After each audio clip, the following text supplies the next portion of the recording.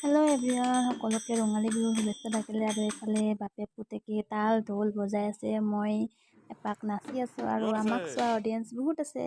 আজি হৈছে 2 বহাগ আৰু আমাৰ ইয়াতে গাঁৱত হোৱাৰী হয়, প্ৰত্যেক বছৰে হয়। আমি ইয়াতে আহিলোঁ আৰু চাকি বন্তি জ্বলালোঁ। এইফালে গোপাল তৈয়াৰ কৰি আছে, আমাৰ বেটাকো দিলোঁ হয়।